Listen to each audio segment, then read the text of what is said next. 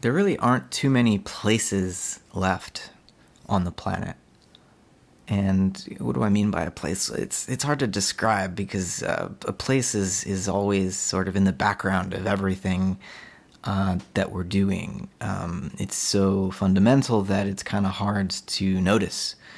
And so to describe what a place is, it's just easier to show you. Like, let me take you there. And there's not really much more to say about it, right? But there is a rich philosophical conversation that has gone on since really the beginning of philosophy about the nature of place. Aristotle had plenty to say about it. All the Greek philosophers did, and indeed the shift into a modern way of doing philosophy has a lot to do with an undermining of these more ancient conceptions of place in favor of a conception of space, more abstract, right? More like a Cartesian grid than a Aristotelian place or a Platonic chora, right, or receptacle. For the ancients, the universe had a more intimate feel to it. It wasn't the infinite universe of modern astrophysics and cosmology. It was a limited universe.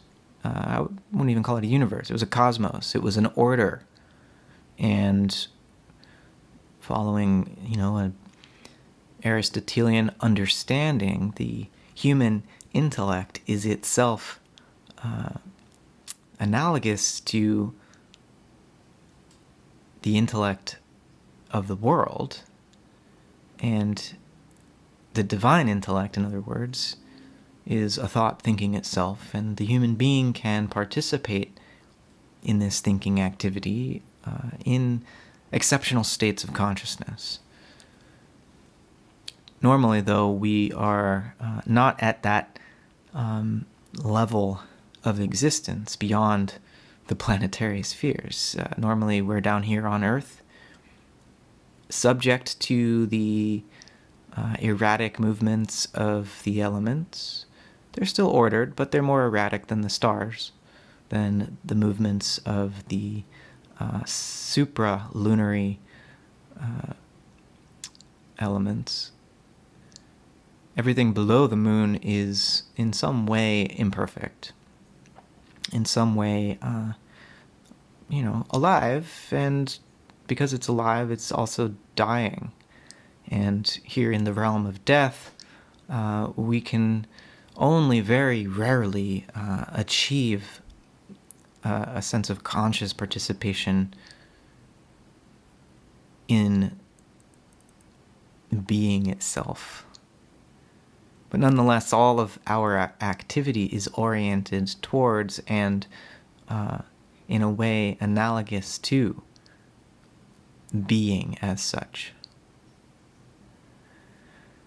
That's the Aristotelian understanding, at least. But in our modern period, we've lost our way, and much of the freedom that is so lauded in our day is a result of having gotten lost. We're on an adventure, and at this point in the 21st century, a few decades in now, what to call our moment. Very late stage capitalism. The geologists are announcing the beginning of a new geological epoch, the Anthropocene. Maybe it's an era, we don't know yet, but there's certainly a shift taking place, and it's mostly bad.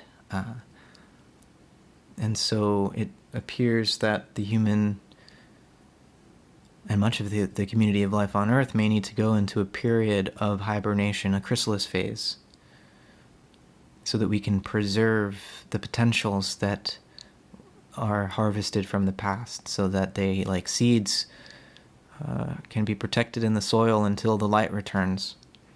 and they can begin to grow again.